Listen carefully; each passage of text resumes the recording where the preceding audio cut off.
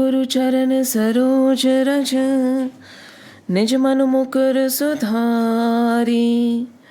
बरनउँ रघुबर बिमल जसु जो दायक फलचारी।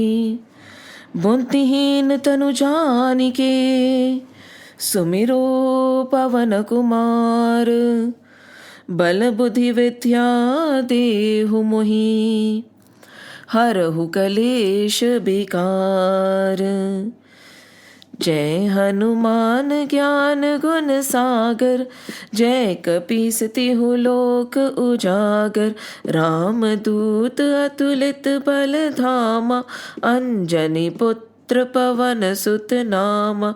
महावीर बिक्रम बजरंगी कुमति निवारि सुमति के संगी।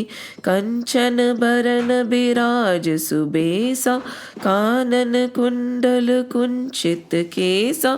हाथ वज्र और ध्वजा बिराजे कांधे मूंज जनेऊ साजे।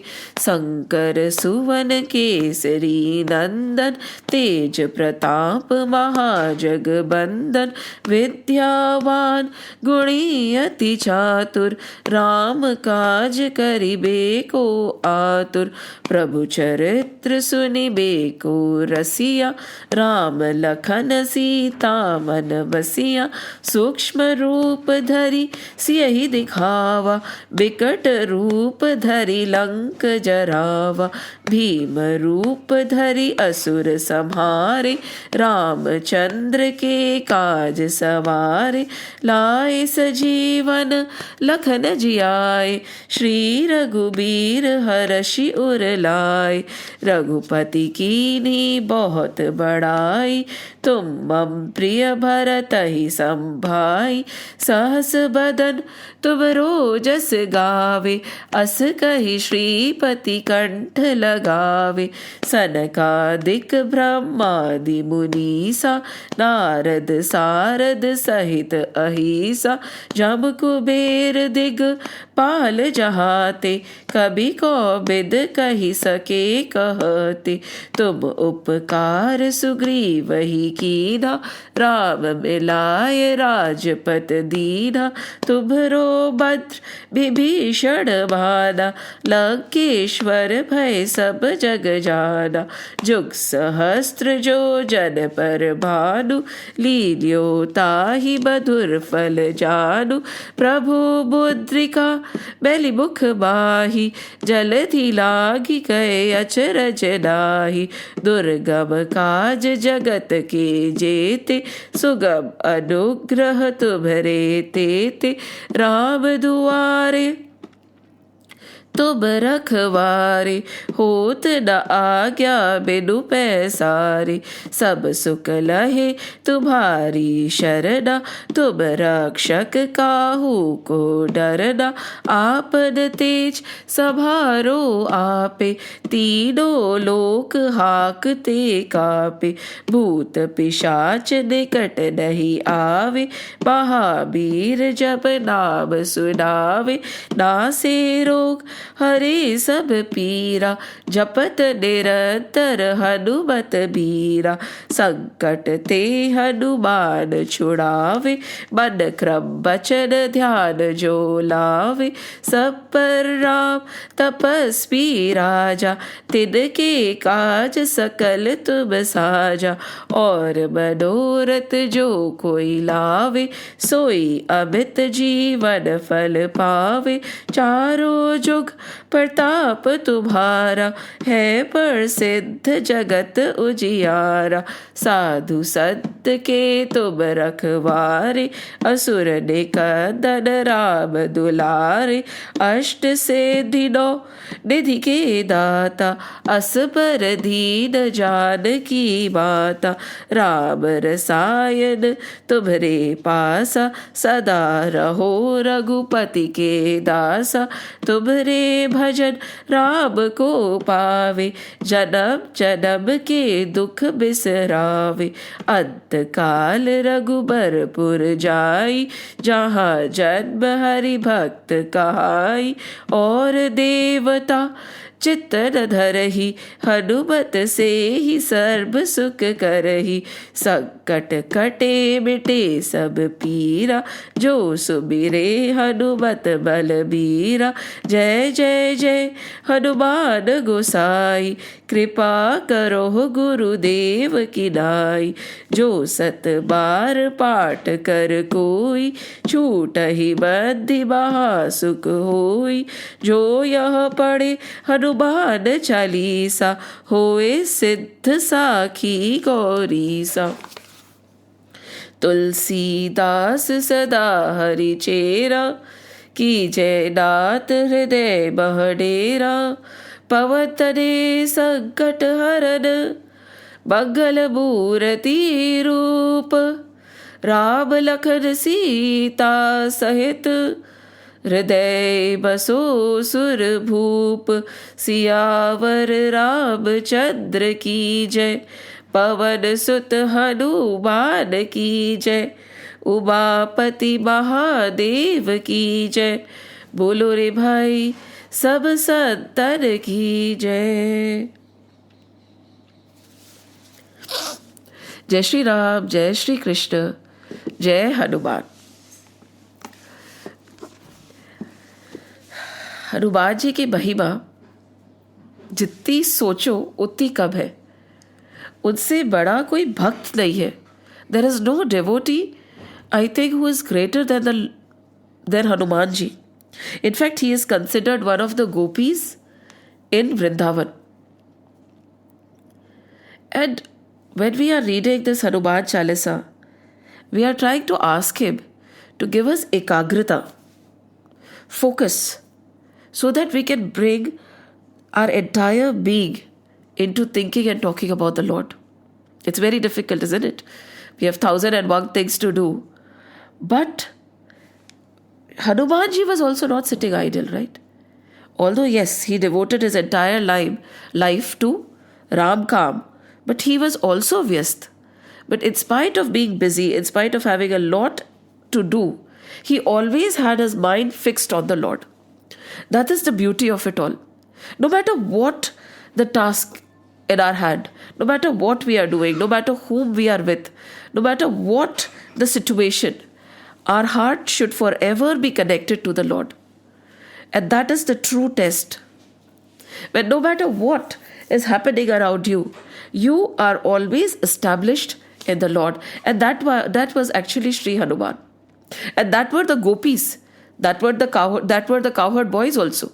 The gopis, they were very simple village people. Nothing much. They had no gyan, not too much of a knowledge. But they had the love for Lord. And when you love somebody, it happens, right? No matter what you are doing, you're always connected and you're always thinking about that person. So the objective is not to understand him. The objective is to develop a love for him. Love so divine that no matter what, our attention, our focus does not sway away from him. Faith so strong that no matter what, we do not crumble. And in Vrindavan, this faith has been established. It is said that when Pralambasur was destroyed, right?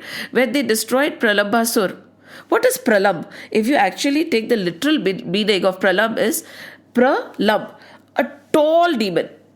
Like our problems could be very, very tall. The situation could be very, very grief. Pralam, and it is being extended all the time. It is never ending problems or never ending situation. A tall, tall demon. For which Balramji had to gather his entire existence and his entire being to fight.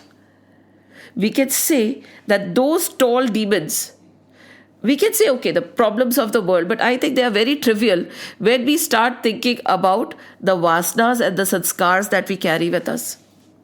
I think those are the tallest problems that we have because they are imprints from various births, from an animal birth, from an insect birth, from a plant birth, from our previous births. These are imprints. अब इन imprints को कैसे हटाएं?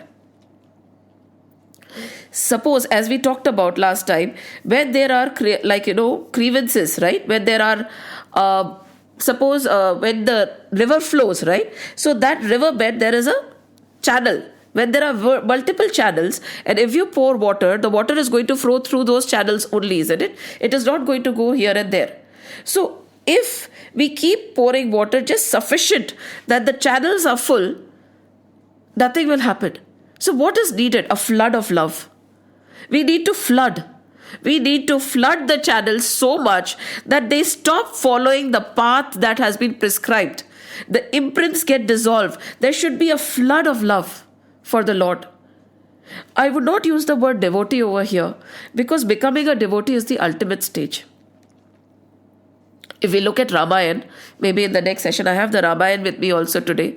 In Ramayana, when the description of a lot of different, like the sages, the tapasvis, the jnanis was happening, it was said that in thousands and hundreds of those people, there will be only one devotee. That is the ultimate state of devotion.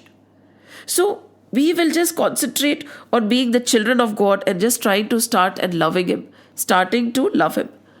So when we pour that ultimate gush of love, then we would not be following the imprints anymore, right? We would just flow. And that is the only thing that can be done. Because the past imprints we cannot remove. We can just flood them so that the flow is not determined by them. And that is what Pralambasur is. And that is what the gopis, the Gwalbas have been able to achieve. So much faith. They have actually surrendered totally that now they are not governed by their previous vasanas and sanskars. Vasanas and sanskars are simply those imprints which have been imprinted on us birth by birth, and now they are not governed by it anymore. It is very difficult. The ultimate breaking of the shackle happens when we are able to break free from our vasanas. It's very, very difficult. But it is possible. First, what was needed? The first thing was the fire demon destroyed all the poison, right? All the negative that is present was destroyed. Then there was a battle. The vasanas was destroyed. But tell me one thing, once the vasanas are destroyed, or once we have just flooded the vasanas, we are not following that channel anymore, can we just relax and sit back and say, okay, the work is done? No. If we sit back after the demon Pralambasur has been destroyed, what happens is the fire starts again. Because these indriyas are always reaching out for the sense objects. So as we saw, after Pralambasur was destroyed, the fire started again, right? When the cows, what are the cows? Our indriyas got trapped in the sense enjoyment once again. And at that time, quickly enough, they were able to call the Lord to help free them from the shackles. So even after the vasanas are gone, have you seen realized souls who have attained whatever has to be attained according to us? They don't stop their practices. They don't stop their sadhana. They don't stop their kirtan. Because they know it just takes a minute to fall again. So will it ever come to an end? When will this journey end? When will we be able to stop? There is no stopping now once you start. If you have that in mind, that yes, I've started now, I will not stop. That is when you will reach. The one who stops falls down again. And these three stories of fire, first destroying the negative, second fighting with the vasanas, where the Lord and Atmabal and Atmagyan together work towards eliminating all the vasanas, and third is when you become complacent again, the fire comes back. So all these three elements are clearly telling us, yes, working against the vasanas is possible. Yes, destroying your negativity and the vices is possible. But make sure that you don't stop your sadhana. Make sure you don't stop your Hari Kirtan. Make sure no matter what, don't get trapped again in the sense objects. It is very clearly being narrated. And when all this has happened, just imagine the state of a person who has even had the glimpse of the Lord, the glimpse of the love of the Lord. How would the mental state be? There won't be any heat there. There won't be any agony there. There would be only joy because the shower of the grace has started happening. And that is when, in the 20th chapter of the Dasam Skand, they start talking about ritus. They are talking about the weather. Two weathers they have talked about. One is the rainy season, 2 seasons, and one is the autumn season. Today we are going to look at the rainy season. We all know what happens when rain comes, right? Suddenly the mountains and everything has been cleared of the dust. It is nice and beautiful. We feel so elated when it is raining, isn't it? When it happens over here only, we can see the trees have become green again, the grass is green, the buildings are clean. We feel there is a different sense of joy when there is external rain also. It is a life-giving force. That kind of a rain of grace has started happening on all the people of Vrindavan, because now they have come to realize that Sri Krishna and Balram are the two foremost gods who have been sent to Vrij. That conviction, that faith, that surrender has happened. And now there is rain of grace, rain of bliss. The rainy season has started. And when the rainy season has started, the description is so amazing. It is so beautiful, so green. Yamuna is flowing. The greenery is beyond words. The grass has grown. And even then, Sri Krishna with his flute, after this we'll do the Venu Geet, it is even more beautiful. Sri Krishna with his flute and his friends has entered the jungles. The calves are grazing. The cows, it is said that they are really full with milk, and when they see Sri Krishna, they run towards him, and the nectar, the milk is dripping on the grass. So much of love. It happens, right, when a mother has just had a baby and when she's feeding her child, right? At times, even when the child is away and the mother thinks about the child, what happens? We have all experienced it. The milk starts gushing out because of the love the mother feels for the child, isn't it? So that is what is happening to the cows also. And the milk is dripping, nectar like milk is dripping when they are rushing towards the Lord. And the Gopas, they are overjoyed. They are circling the Lord, totally in focus with the Lord. They are not even thinking about anything else. Itna zyada prem towards the Lord. And all the devas are showering flower. What are the devas that they talk about again and again? The shower of flowers start happening. All our indriyas are governed by various devtas. We have done it in the initial part of Bhagavatam. If it is needed, we'll repeat it in the next session. So each indri, be it the eye, be it the mind, be it the heart, be it the organs, all the karm indris and the gyan indris are governed by one devta each. Be it Ashwini Kumar, Indra, Brahma. All the devas are providing to the indriyas, to the sense organs, the necessary elements for them to turn inwards. See, these devas can become very dangerous also. When these devas residing on all our indris, they do not want us to reach towards the Lord. They will distract us.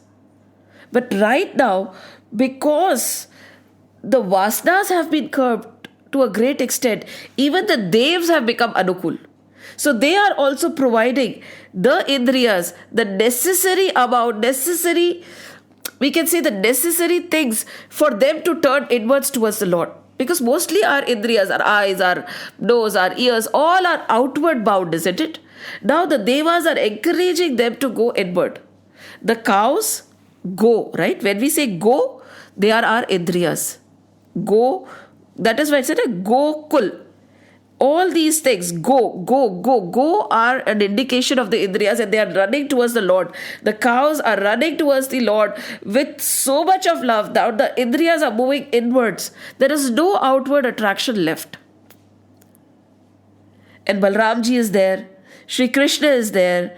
They are dancing. They are just so joyous that I think words are not enough to explain the divine bliss that saint or that sage or that enlightened soul must be going through. That is why when this kind of a realization happens, most of them, they become quiet. कि कैसे समझाएं? We all have to experience it ourselves. All they can say is, ऐसा हो सकता है. How do you know? because I've experienced it. That is all. Unless and until the other person experiences it, it won't happen. They won't know the bliss. And this is the beauty of Vrindavan right now. The birds, the plants are bent over with fruits on them. When does a person get bent over? When he becomes humble, right? All the plants are bent over. All the birds and the bees are surrounding the beautiful Yamuna. There is peace and bliss. And there is rain. The beautiful season, rain. कहते हैं ना, बरखा बहार आई, रस की फुवार लाई. When it is raining, there is life. What is rain? Rain is the life-giving source, isn't it? So, in both Ramayana, in the Ramcharitramanas, and in Bhagavad, this is the Ramcharitramanas, both places, there is a beautiful description of this rainy season. In Ramayana, in Kishkinda Kand, right, in Ramcharitramanas, in Kishkinda Kand, when Sugriv has been given the throne, Sugriv, right, has been given the throne, and Sri Ram is waiting for the rainy season to get over before he can go and look for Ma Sita. At that time, Sri Ram is sitting, and because the rainy season has started, he starts talking about the rain, right? He talks to Lakshman and he starts describing the rainy season. There is a beautiful analogy. In a way, it could be the summary of what we have learned so far. So he sits down there and he says, look, the beautiful rainy season has started. In Kishkinda Kand, where Sugriv has been crowned already, Vali has been destroyed, Ramji is there, next waiting for Sugriv, waiting for the rainy season to get over so that they can go and look for Ma Sita. The beauty of this is, only when all the negativity is destroyed will the contentment take place in your heart, right? When the desires are no more, then only will you become contented and full. And when does the shower of nectar happen? The shower of nectar happens only when there are no desires left. And this is being described by Ramji to Lakshman. And in the same way, over here,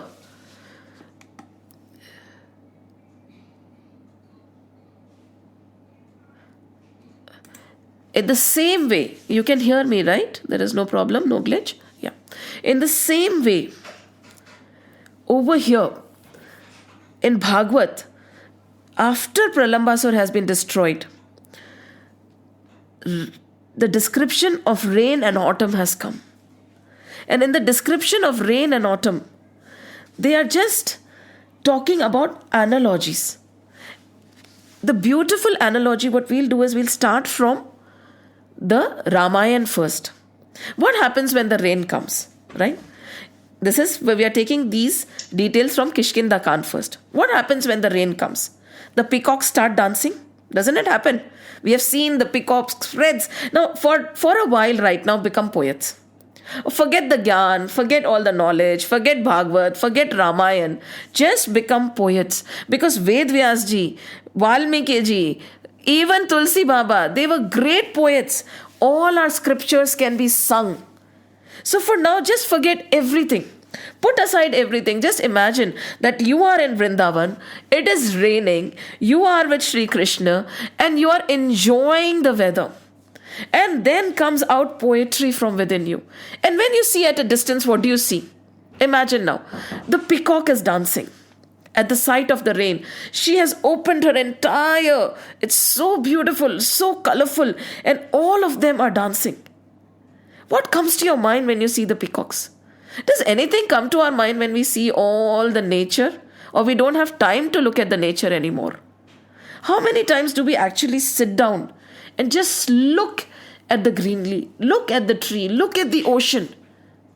How many hours in a day, in a week, do we spend doing this? Are we connected to nature or we are not? Or we have forgotten it?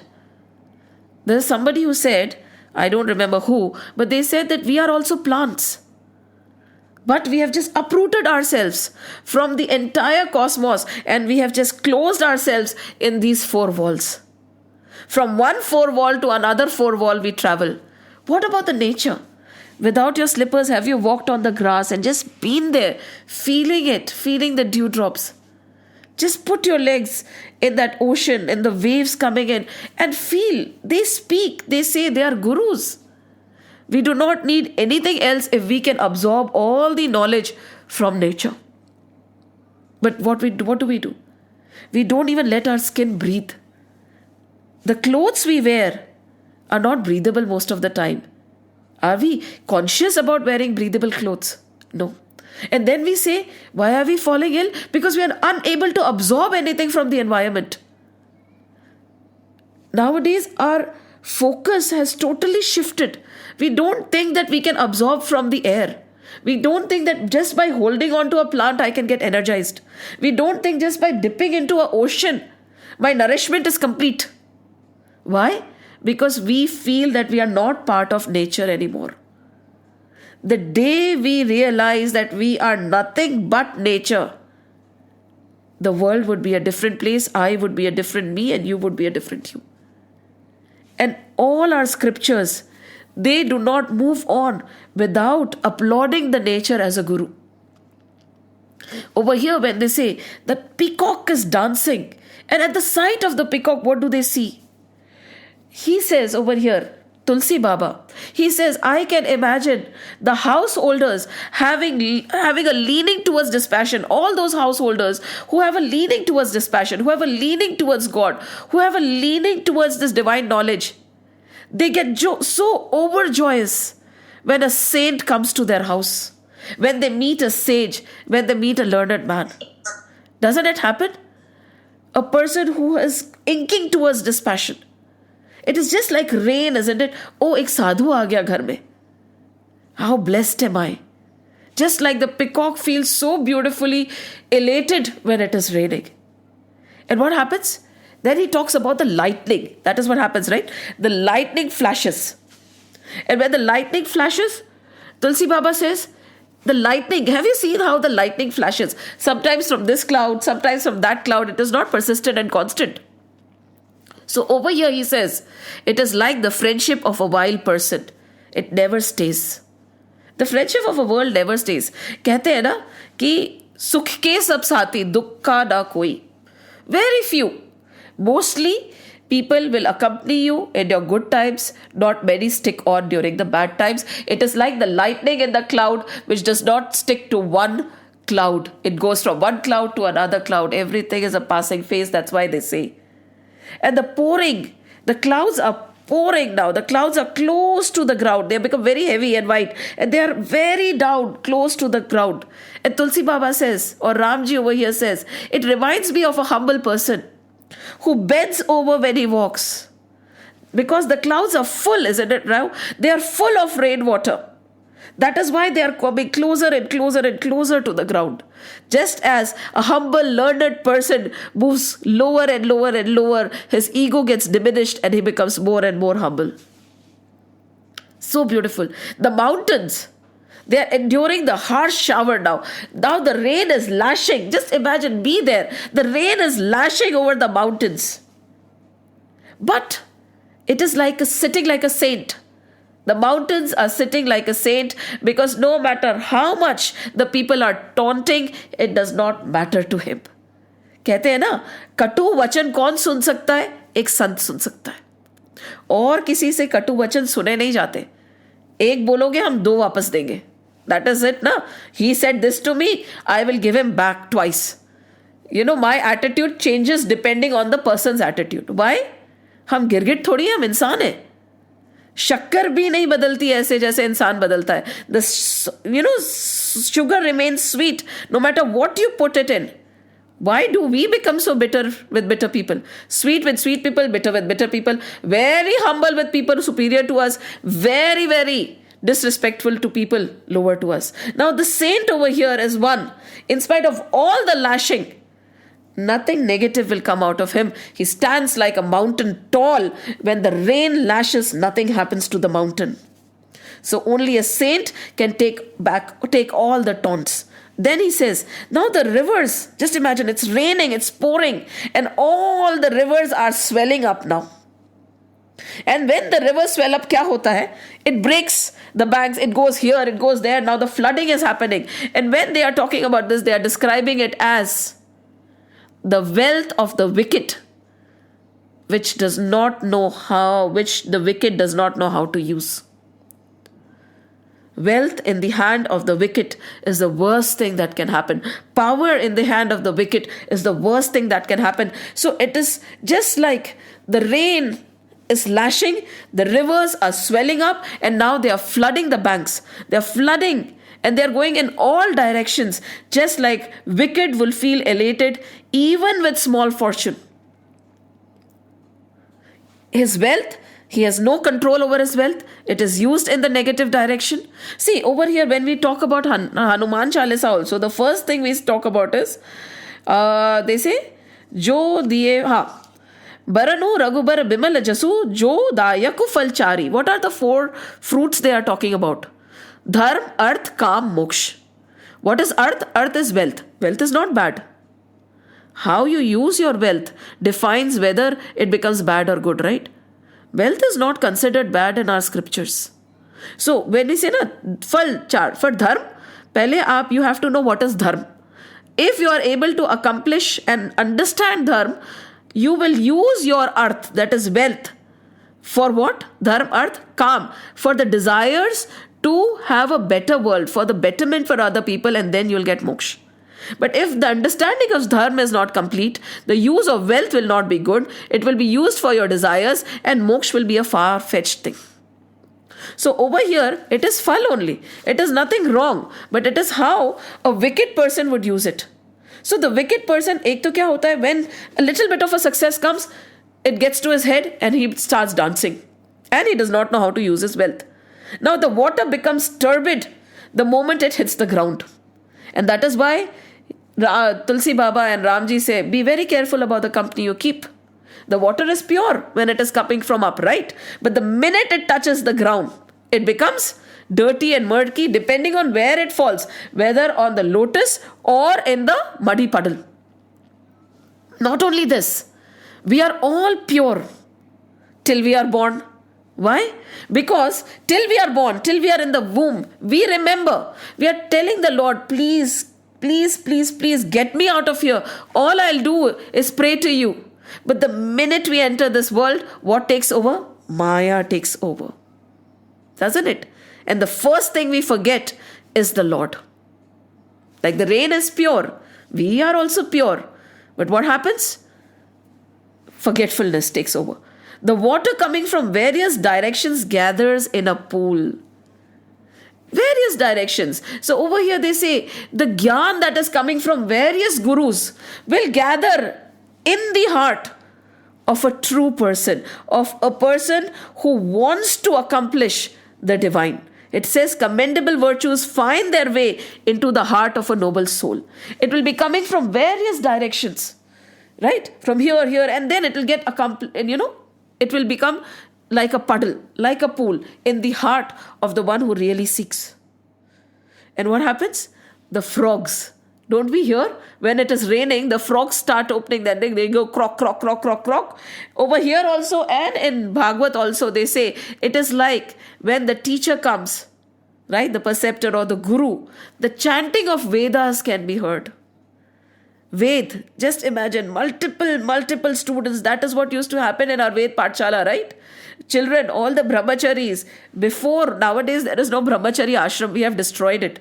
But before, they used to go to gurukuls. In the gurukulam, what would they do? Learn. Along with the material knowledge, all the knowledge of the Veds were given. And Veds and the scriptures are learned. The chanting is learned by repetition. Right? So the croaking of the frog is like students who are chanting the Ved in the Ved Pathshala. So beautiful, isn't it? And think of it. The trees look green. Now the rain has come and the trees are green and cheerful. New leaves have sprouted. And how does that look? It looks like the mind. It looks like the mind of a spiritual seeker who has attained that divine. That rain is pouring. That rain of knowledge has touched the heart of the spiritual seeker and his mind and soul have just blossomed. That is how it looks. And the old leaves have fallen. All the old leaves have fallen. Just as good governance, the plan of the wicked falls off. All the plan of the wicked people has fallen off, just like the old leaves have fallen. And be very mindful over here. Nowadays, we think that we cannot mix politics with spirituality. We cannot mix corporate life with spirituality. Aisa nahi tha. All our scriptures will give the knowledge of governance also. All the sabhas that used to be there before had gurus sitting in it. Ramji had Guru Vashisht and Vishwamitra. Every Krishna Bhagwan had his gurus. All the sages had a place in the council of the kings. Now the problem is that we feel that religion should be kept separate. There is no place for religion when it comes religion. There is no place for spirituality when it comes to governance or politics. And then we see what is happening nowadays, isn't it? It is very, very dangerous because we feel that these two are different things. No. Our life and spirituality is not different. The running the country and spirituality is not different. Working and spirituality is not different. Anything governed by spirituality will be good governance and the wicked will be thrown away. And then what happens? Dust cannot be found anywhere. Where will there be dust? The minute there is divine, there is no anger. There is no jealousy. There is no ego. Everything has been wiped off by this shower. And we have to assess ourselves. Is the dust gone? If we claim that the rain has happened, is the dust gone? Nahi, to abhi kaam baki hai. And the earth is rich with crops. It happens right after the rainy season. When we look at the fields, oh my God, they're beautiful, they're green, and they're dancing in the wind. This is the wealth of the delightful wealth of a person who is generous. The earth shares, right? When it got rain, it grew crops. The crops are not for the earth to consume. It is for us. So that has been compared to wealth. Wealth of a person who learns and who knows how to share. A delightful wealth of the generous person. They are very careful with the world. So over here, wealth is not bad. The person could be a miser or generous. So the wealth is delightful when it is with a generous person, and the wealth is very, very miserable when it is with a miser. So when you look at the crops, it is like the wealth of a generous person. How beautiful. And this is like a check. All through we have been reading Bhagavad. We keep saying, right, Shastra, interest. Have we been able to implement this? Where is our wealth? Is our wealth in the hand of a generous person or a miser? Can we claim to be like the crops that the earth has given us? Or no?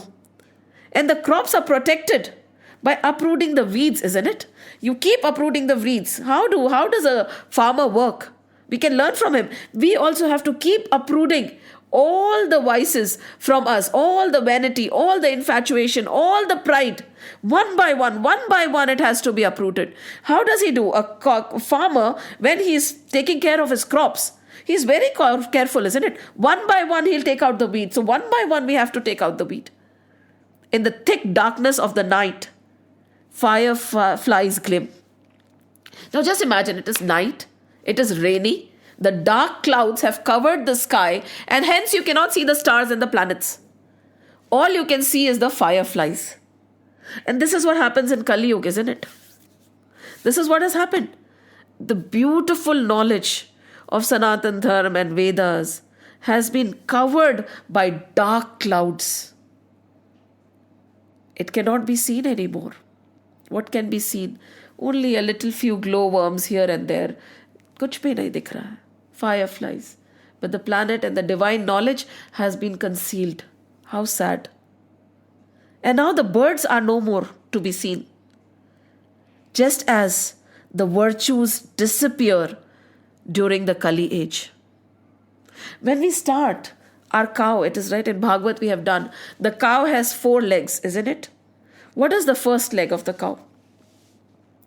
It is tapas, right? Austerities, then Socha, cleanliness, and the third leg is purity, Socha, purity, and there is one more, like compassion. The third leg is compassion. First is austerities. Second is cleanliness. Third is compassion. So 3 legs have been cut off. The last leg the cow is dangling with. What is it? Truth. That is also not there. सत्य बचा है क्या अब? हमें सत्य की परिभाषा ही नहीं पता है. For our benefit, we might go to any extent to lie. What kind of an example are we setting? So this is what happens. Unfortunately, all the virtuous birds, because of the thundering and the storm, they have suddenly disappeared, just like virtue disappears with the dawn of Kali age. And then, just like if rain falls on a stony surface or a barren land, what will happen? Nothing will sprout out, right? Nothing will sprout out. In the same way, no knowledge is reaching anybody and no love, no divinity is coming out. Or the other way to look at it, if you want a little bit of a positive outlook, could be just like when the rain pours on a barren surface or on the stones, nothing comes out. No matter how much of the sense pleasures are shown to a devotee, no desire for it can be generated. No desire for it can be generated. Even if you put that devotee in the midst of all the sense pleasures, nothing can be generated because he is barren, finished. Kuch nahi bacha.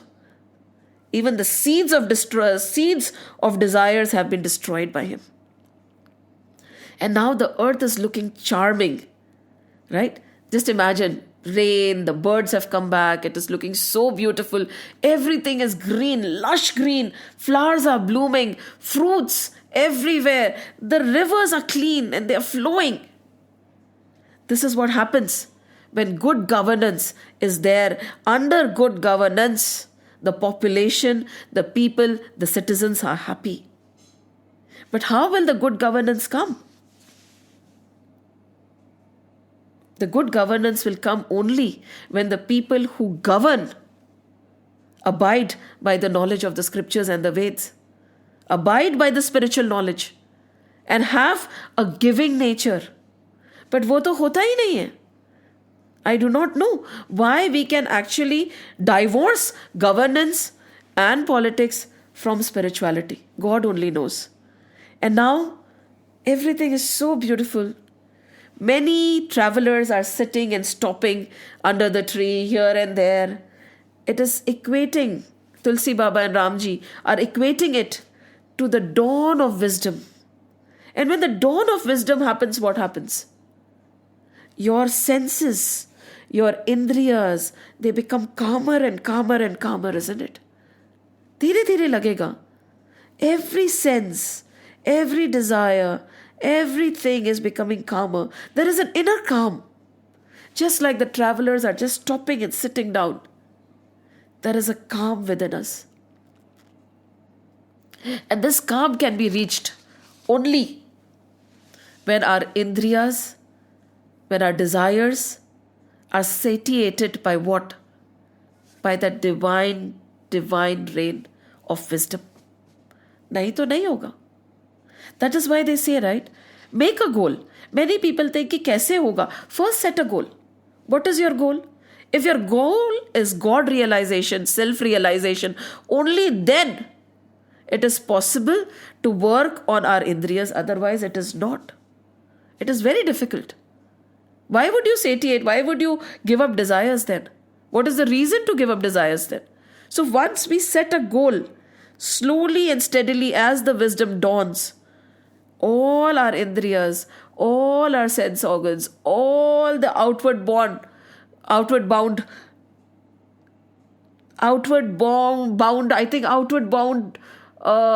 desires and outward bound endeavors are going to stop.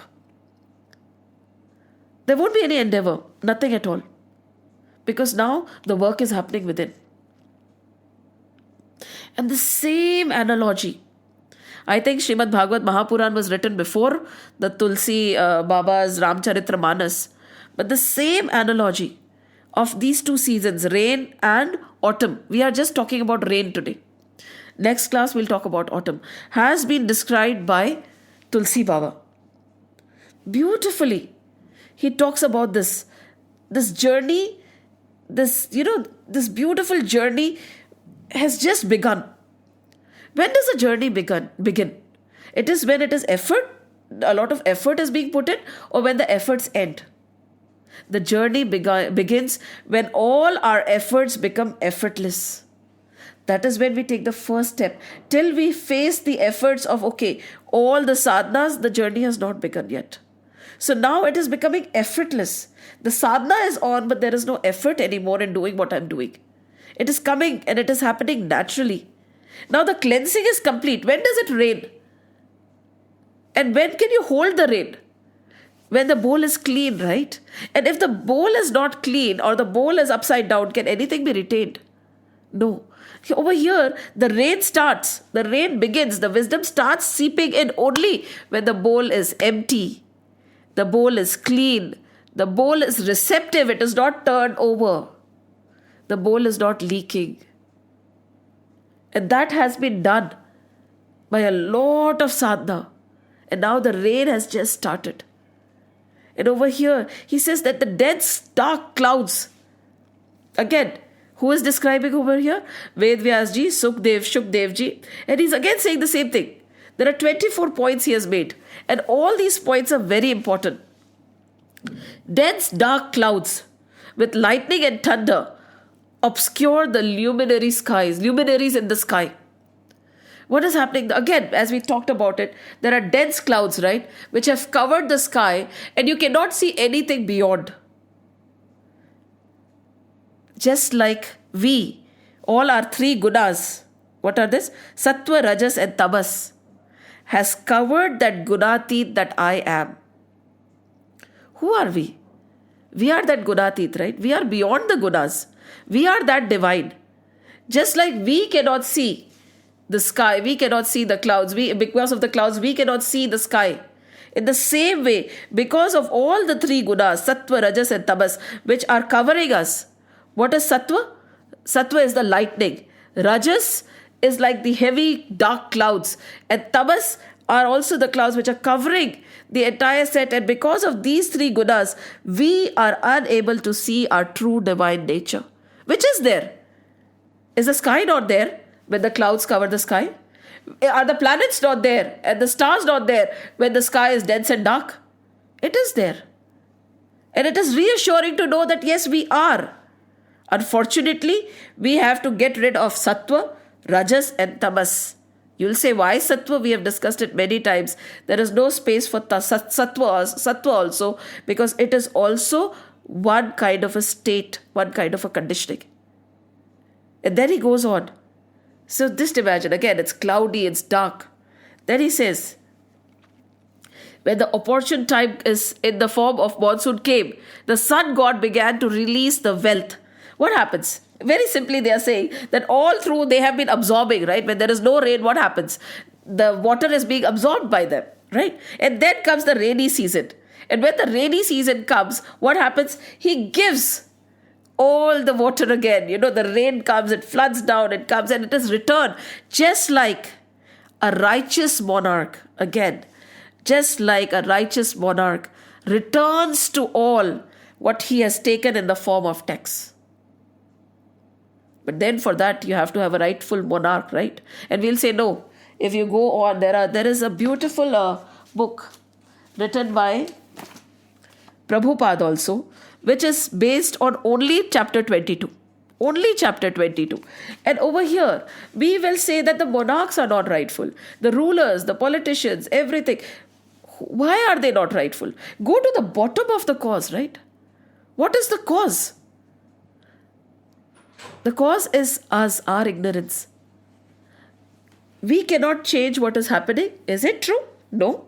We can change everything that is happening starting from our house. Are we imparting this great divine knowledge to the future generation?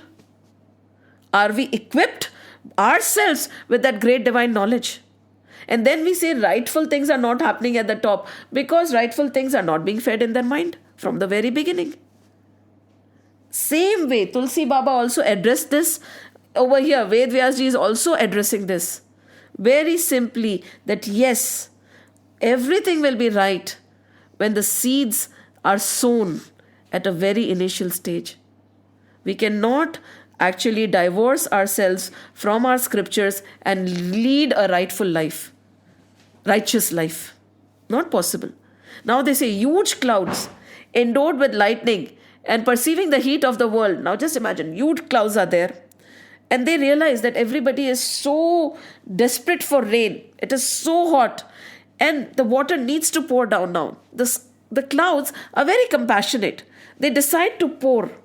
And over here, they are describing it like the compassion of a person who looks at the plight of the miserable and is willing to lay down his own life.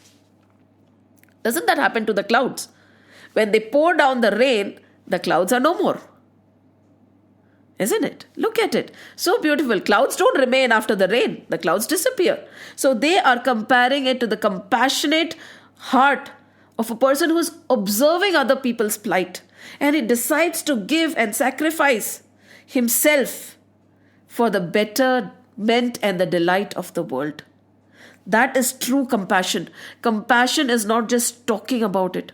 Compassion is getting up and doing something about it.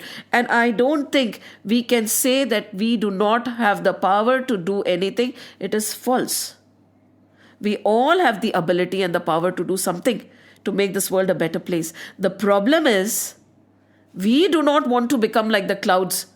We do not want to be eliminated. So if the cloud becomes so stingy and selfish, what will happen to us? Ab so socha hai kabhi? If the cloud decides not to rain, if the cloud says, no, I cannot give up my existence, what will happen to us? We are exactly behaving the way we do not want the clouds to behave. And then shrunk through the summer, right? Now suddenly, because during the summer there's no water, now the rain has started. So all the trees have become plump and nice again. Just like the body of a man engaged in austerities, right? For a certain selfish end. We do a lot of austerities for selfish ends, right? What many a times, I want this, I want that, for that I'll be Mangalwar ka fast, Budhwar ka fast. To get a good husband also there is a fast. All our scriptures and gurus, they mock it. So they say the body of a man engaged in austerities performed for attaining some selfish end grows again when he gets his desired result. Right? Again, but why are they comparing it to this? Because see, the result won't last. Just like the rainy season won't last. So if you have been doing austerities for temporary gains, just like the rainy season is going to go away, soon all your austerities will become zero. The fruits that you wanted are also not going to last. Eventually that is going to get over. And what will happen? You will face the heat once more. The dry summers are going to come. So it's a temporary phase. Very beautifully they are telling you. Now again, the fireflies and not the planets. So over here again they are indicating, just like in the previous verse they said, the fireflies are visible, but the planets are not. Because of the dark clouds, the great divine knowledge of the Ved has been blocked and contaminated with clouds born of sin and ignorance. हम बहुत कुछ पढ़ लेते हैं, right? From the very beginning of our childhood, we have been reading only. We have been studying only. What are we reading and what are we studying? Where is the knowledge of the Ved gone? Kali Yuga hai na? The first knowledge that was given to a child used to be of the Veds. Used to be of the scriptures. Uske baad mein the material knowledge was given to him. After the brahmachari was established in Veds and Purans and scriptures and Upanishads, only then was he allowed to enter the Grihastha ashram. And we have discussed this in the 16 sanskar. The 16 sanskars, first few sanskars mein, it is the study of Ved is mentioned. But no. Now what happens? Momentary joys ke piche. What are we teaching? What knowledge are we giving? We have forgot the planets, we have forgot the stars, we are giving ourselves only the knowledge from the fireflies and of the fireflies. The great divine knowledge is lost, covered behind the clouds of ignorance and sin. And then they suddenly, the same analogy which was used in Ramcharitramanas, the frogs, when they hear the sound of the frogs, when the rain has come, they just remember the chanting of the Vedas. Aajkal to sunne ko bhi nahi milti hai. It is always said, right? 3-time repetition happens. The Guru will chant, then 1, 1, okay, 1, 1. Continuous repetition. The knowledge was given like that. So he says that I can listen to the recitation of the Vedas as soon as the teacher comes, when the frogs are croaking. Now, small streams that were gradually drying up, right? During the summers, there's no rain. The streams are drying up. Suddenly overflow. They overflow. Same analogy was given in Ramcharitramanas. And what was the analogy? The bodily resources and the material riches of a man who has no self-control flows into this wrong channel again and again. Self-control. We have no self-control. And the gurus can see it. The scriptures are crying foul. They are saying, kya kar rahe ho? Everything is being given. Everything is being shown to you. You have everything in a platter, but you are not able to direct it in the right direction where it is needed. How sad. Because although the rain has come, the water is flooded, but the water has come, the rivers are flowing, but they are overflowing and they are causing more destruction. How sad. So over here they say, yes, you all have resources. We all have been blessed. But where are our resources being used? Just like there is no self-control in the stream, there is no self-control on our desires. And then what happens? It goes in wrong channels. And we all know what are wrong channels and what are right channels by now. Now the earth has blossomed. Now this is beautiful. Green with insects of various colors and shades. Just like the army, they describe the army wearing various different uniforms. Even now we can see, right? Different cadre, different uniforms. And he's describing, now see, look at the opulence of a kingdom where the army is standing there strong with different uniforms, ready to sacrifice themselves for the betterment of the people. Fields with wealth of crops offer delight to the cultivator and agony to the rich. ऐसा नहीं होता क्या? Now over here they are talking about when the farmland, suddenly there is a lot of crops and everything. The farmers are very rich, but there are certain people who are not. They are indicating towards them. But we can take it towards ourselves also. Doesn't it happen many a times that when we look at other people's fortune, we wonder why we are not so fortunate? होता है ना, देख पराई चोपड़ी क्यों ललचाए जी, रूखी सूखी खाए के ठंडा पानी P. When we look at, कहते हैं ना, दूसरे की चुपड़ी हुई रोटी देख के हमारा जी क्यों ललचाता है. जब तुम्हारे पास में चुपड़ी हुई रोटी नहीं है, कोई बात नहीं, रूखी रोटी खाओ और पानी पियो और खुश रहो. Very simply, why burn your heart looking at other people's wealth? God has given you what you rightfully deserve. And not only this, it is all destined. कहते ना, होनहार भावी प्रबल बिलखी कहे मुनिनाथ, हानि लाभ जीवन मरण यश अपयश विधियात. It is all destined, it is all written. सब अपना अपना कर्मों का भोग रहे. Why should I get worried? When there is greenery and crops are there, the cultivators are happy, why should anybody else get agonized? Why should I get agonized looking at other people's good fortune? A very direct thing that is being said to all of us. Don't bother. We are getting what we rightfully deserve based on what we have previously done. He is getting what he rightfully deserves based on what he has previously done. Why should there be any jealousy whatsoever? And why should there be a desire to have what the other person has? And this starts very early on. He has it, so I want it. He has it, so I want it. You don't even destroy it when it starts at a very young age. We encourage it. अच्छा, तेरे दोस्त के पास मैं तुझे भी दिला देता हूँ. क्यों? Why this kind of a comparison is actually encouraged? Us and others. Why? So he's saying, leave it, no? When the crops have come, the farmers rejoice. Why should the rich get Why should the rich get envious of it?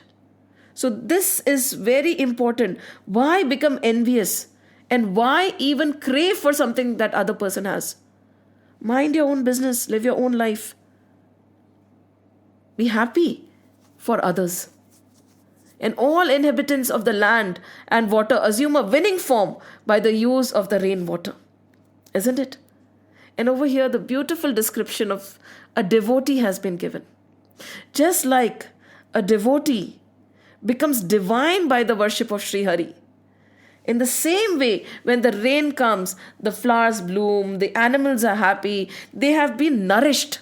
And the nourishment of the bhakti is equally the same. A devotee gets nourished when he is worshipping his Lord. That is the ultimate form of nourishment. That is the ultimate form of joy. And united with the river, just imagine, the ocean that were already rough become more turbulent. Now in this, there are two analogies. Once the turbulent ocean, the river merges into the ocean, it becomes more turbulent. Just like the mind of an immature yogi becomes more turbulent when brought in contact with the sense objects. We always say, right? No. Why should we bother? It is all right, There is a twig and there is a bark, a big trunk. Okay. So when a twig is floating on water, if somebody holds the twig, what will happen? Just imagine there's a flood, a twig and a big trunk is there. If you touch the twig, you will also fall. The twig will also sink. Right? The twig cannot save you. But when there is a bark floating, when there's a big trunk floating, big one, and then you lean over it, neither will it sink, nor will you sink. However, we have to be honest to ourselves. Am I a trunk or a twig? If I am a twig, it is not time to mingle right now for a seeker.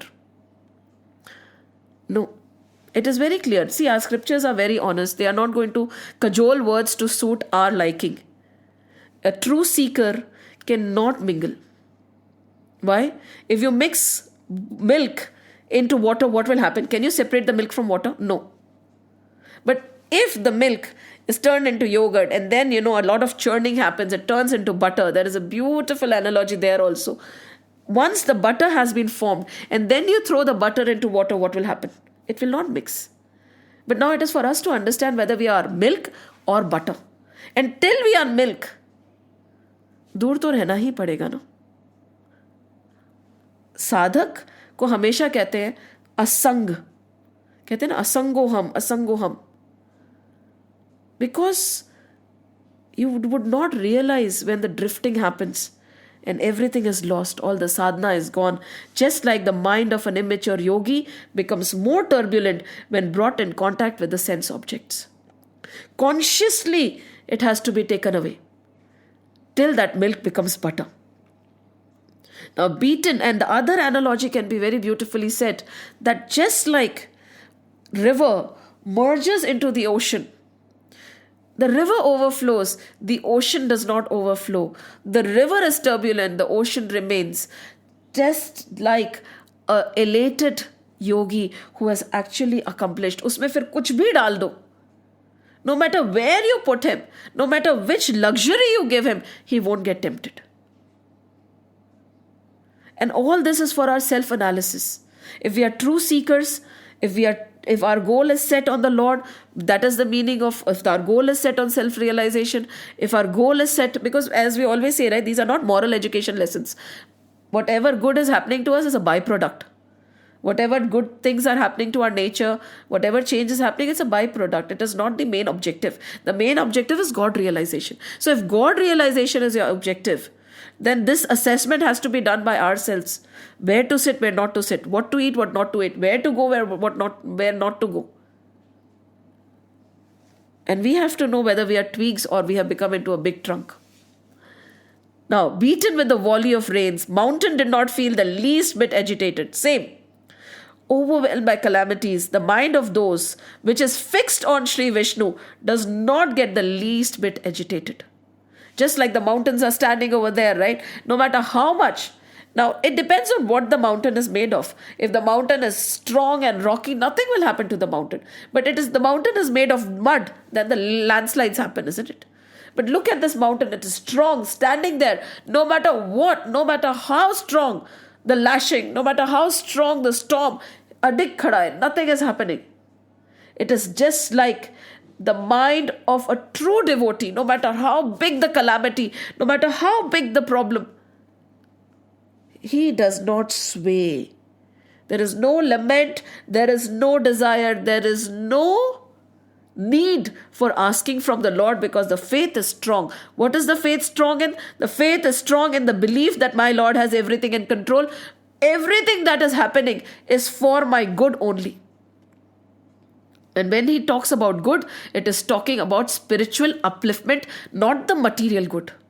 So that is why, overwhelmed by calamities, material world may people might think, oh, so many calamities are happening. Many people ask, right? Oh, he was such a big devotee, then why did he get cancer? But where is the correlation? Such a big devotee, and see, he has nothing to eat. Where is the correlation? It is a wrong correlation. You are comparing material gains and refuting the spiritual gains that are happening. That is why a devotee dances at the face of calamities, because he knows that my cleansing is happening. The Lord is testing me, and right now I'm going to show him, no matter what you do, my faith still remains. And so just like the lashing of the rain does not do anything to the mountain, no matter how many calamities come, the faith of a devotee does not shake. Now the next analogy, overgrown by grass and remaining untrodden for a long time, the tracks become doubtful indeed, isn't it? The tracks were there till there was no rain, no problem. But once the rain have come, the grass is there everywhere. The tracks are lost. What is lost to us right now? Think about it. The texts like the Ved are lost to us right now. It has been very unfortunate, because many a times initially they were blocked. They were blocked. It is says over here, they mention the texts like Veds, which are not properly studied by the Brahmanas and are not consigned to oblivion by force of time. And we have seen this degradation happening, right? Initially, this knowledge was not readily available to everybody. Whatever was being said would be taught as per their wish. It was concealed. It was taken away. And that is why the demise has happened so much today. But now what is stopping us? There is no hindrance. There is no hindrance from us from touching up the scriptures anymore. The beauty is all the scriptures are available in all possible languages. Why is it that our mind does not go to pick up a Granth and read it for ourselves? What stops us? It is as simple as it can be made. So initially, when the rain was there, the paths were lost, right? Just like the Veds and all the scriptures were blocked from us. Now nobody is blocking it. It is readily available, the knowledge. Why is it that we don't read it anymore? Why don't we? How many of us have the detailed Gita or the detailed Bhagavad or the detailed Ramayana or the detailed Upanishad in our house? When we have space for so many other things, why don't we have space for our own scriptures? When we can spend hours and hours watching TV or reading novels, why can't we just pick up our scriptures and read it? What is stopping us? So it is saying, overwhelmed over here, the texts like Veds, which are not properly studied, are totally lost by the force of time. And that is what has happened. Now, flashes of lightning did not bear consistency to the clouds. Again and again they are saying, be very careful. The same thing that Tulsi Baba says. When you look at the lightning, it's striking from here, from this cloud, from that cloud. This is sansar. Sansar will never stay with you. The wild are not loyal towards their friends. Simply again, sukh ke sab saathi, dukh ke na koi. तो फिर जब सुख का ही सबको साथ देना है, दुख में कोई आके खड़ा नहीं होने वाला है, तो सुख का समय बर्बाद क्यों करें हम? Who is going to be with us all the time? The Lord, right? But who do we forget the first? The Lord, during our good times. We compromise on Him the first. कोई आ गया, तो ठाकुर जी के लिए time नहीं है, कहीं जाना है तो ठाकुर जी के लिए टाइम नहीं है. Why? So he's saying lightning, this world is nothing but that lightning which will flow from one cloud, then another, then another. It is not going to stay by you, neither the world nor the people. And in the sky shone the rainbow without a string. And what is this rainbow? It is that attributeless Brahman which is there beyond the three gunas, which is shining there. This he is shining there. He's always there. Again and again they are saying, see, you are that Gunatit Brahman. He is there in you. The clouds of darkness are just taking you away. The gunas are keeping you away from your true nature. This lightning is being compared, this rainbow is being compared to that attributeless Brahman, Gunatit avastha of ours, which we all can reach. And look at the irony, right? The clouds have covered the moon. The second analogy they give. The clouds have covered the moon. And the moon is giving the light so that the clouds can be seen, isn't it? Because of the light of the moon, the clouds can be seen. But the clouds have totally covered the moon. And the moon is not seen. Doesn't it remind us of ourselves? It says the jiva, embodied by the ego sense, which is illumined by its own light. We are illumining everything, yet we are unable to see ourselves. What an irony, isn't it? ये कहाँ से सब दिख रहा है? आंखों को रोशनी कौन देता है? कानों को सुनने की शक्ति कौन देता है? Ask yourself sometimes, how can I see? How can I hear? How can I move? How am I working? Who is enabling all this? Who is giving this power? Me, right?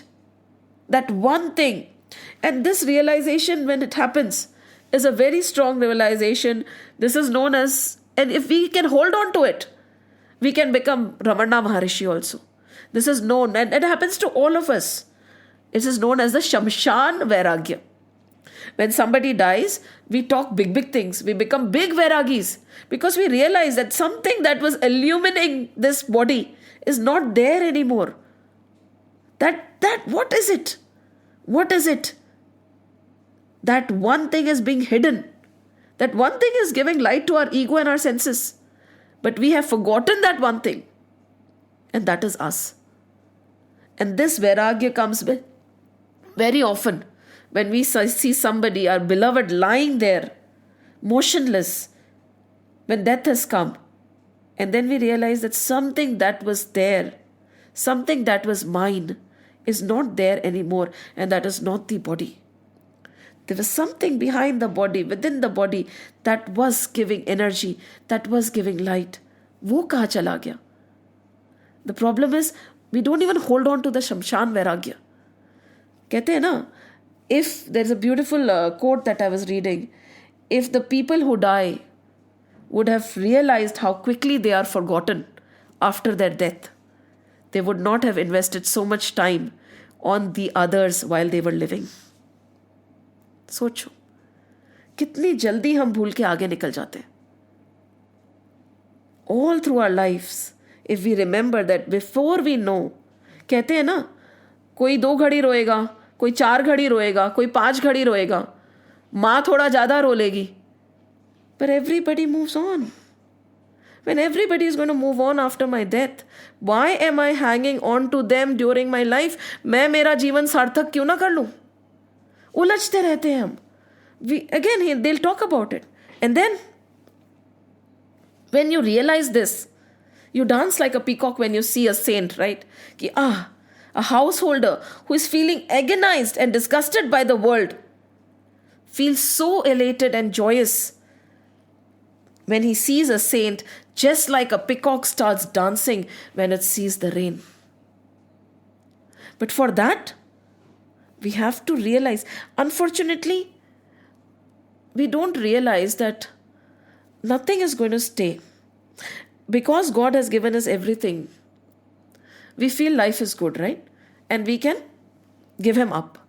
But just imagine, when the weathers change, we see, when we are living over here also, we see birds come and after the summer seasons are starting to come, now thode din mein hi, the birds are going to fly away. What if a bird decides to stay? During the heat of this place, if the bird decides to stay, what will happen to the bird? Thinking that, see, everything is so beautiful right now, the weather is so nice, the water is so much, this is this is heaven on earth, so I am not going to migrate, I'm going to stay here only. And then the sun will come, the heat will come, the temperatures will soar. What will happen to that bird? The bird will die. That is the same thing that is happening to us. Because everything has been given on a platter, we are not thinking about the future. Not future of this life, future of our lives ahead.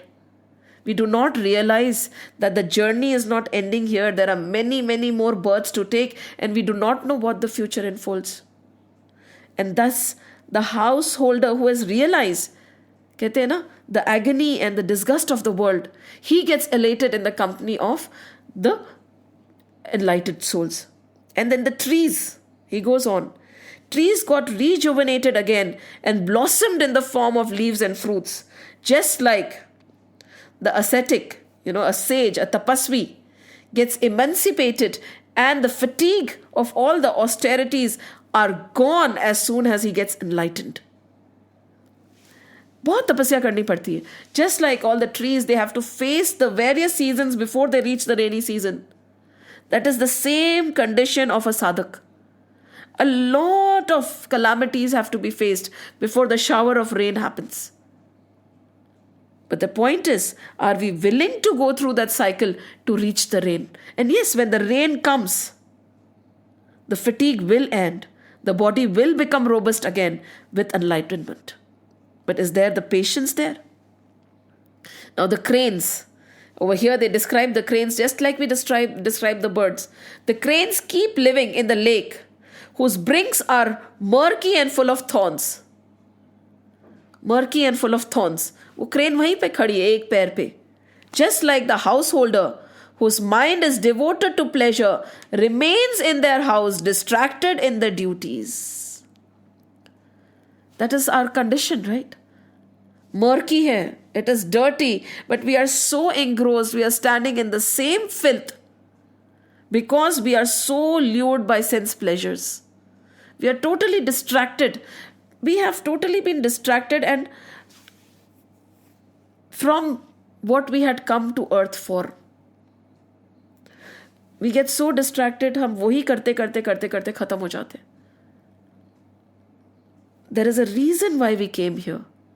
The reason was spiritual upliftment. But what happens to us?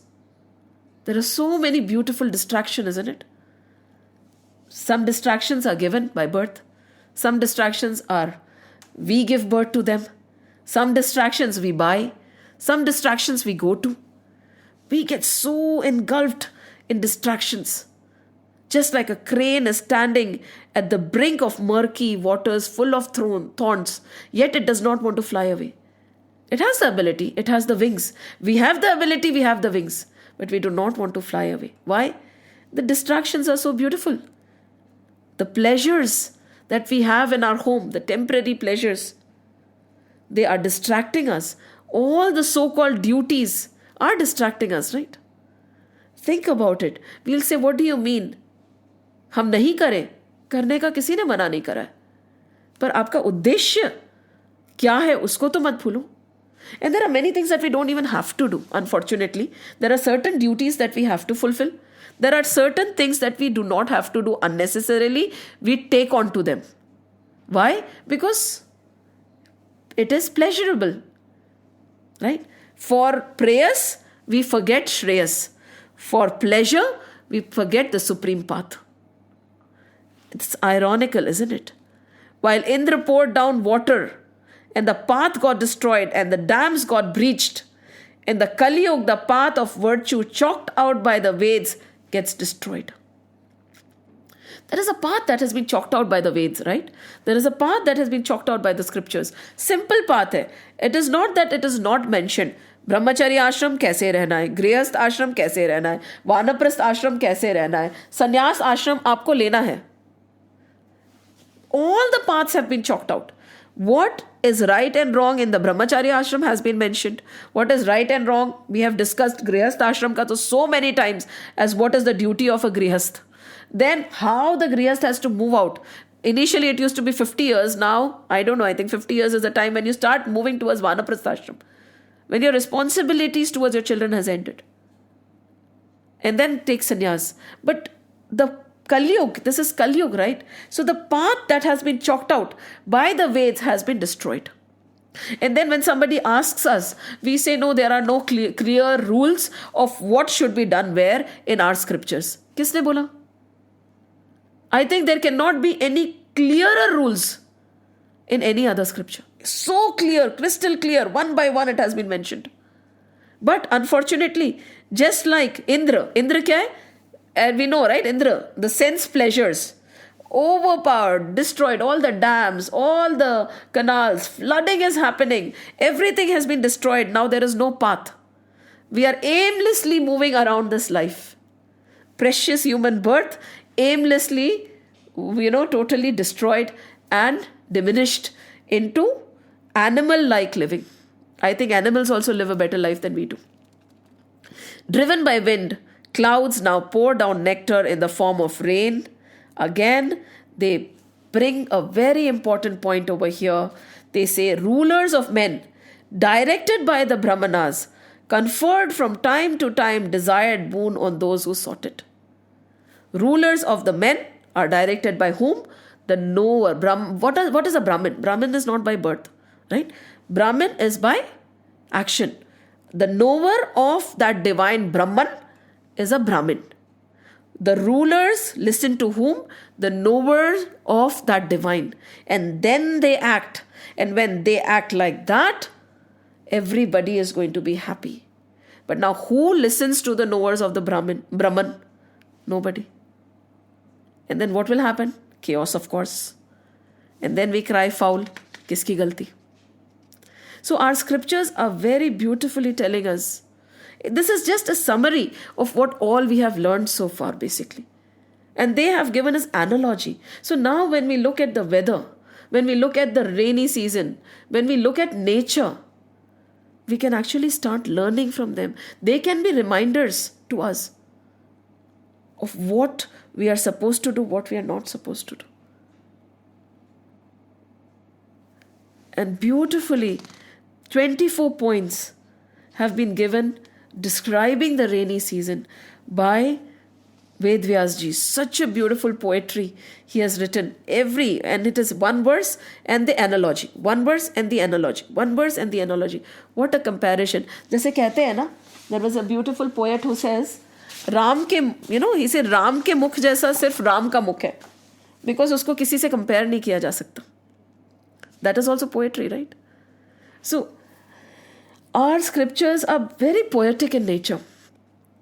And how beautifully they have summarized all the learning that we have done so far and presented it in front of us in a manner that no matter how we look, when we look outside, because they know कि बैठ के प्रभु को तो ये देखने से रहे, तो कोई बात नहीं. You look at nature and learn.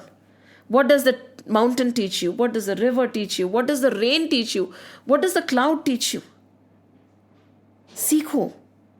Anything that connects us to the Lord. It could be nature also, right? And how beautifully, sometimes they cajoled us, sometimes they rebuked us. And very clearly they told us that spirituality cannot be divorced. It has to be a part of each and everything we do, from our household to the governance. And when that is lost, chaos that we see right now all around us happens. Jai Shri Krishna. Any questions, any doubts, any thoughts? Nothing? And with this thought, and with this beautiful analogy of the rainy season, very thought-provoking indeed, we will end the session. Shri Krishna Govinda Hare Murari, हे नाथ नारायण वासुदेव, श्री कृष्ण गोविंद हरे मुरारी। हे नाथ नारायण वासुदेव, श्री कृष्ण गोविंद हरे मुरारी। हे नाथ नारायण वासुदेव, हे नाथ नारायण वासुदेव, हे नाथ नारायण वासुदेव। ओम नमो भगवते वासुदेवाय, ओम नमो भगवते वासुदेवाय, ओम नमो भगवते वासुदेवाय, वासुदेवाय वासुदेवाय। राम लक्ष्मण जानकी जय बोलो हनुमान की। राम लक्ष्मण जानकी जय बोलो हनुमान की। राम लक्ष्मण जानकी जय बोलो हनुमान की। जय बोलो हनुमान की। जय बोलो हनुमान की। बोलो बजरंग बली की जय। जय श्री राम, जय श्री कृष्ण, जय हनुमान, जय हनुमान, जय हनुमान।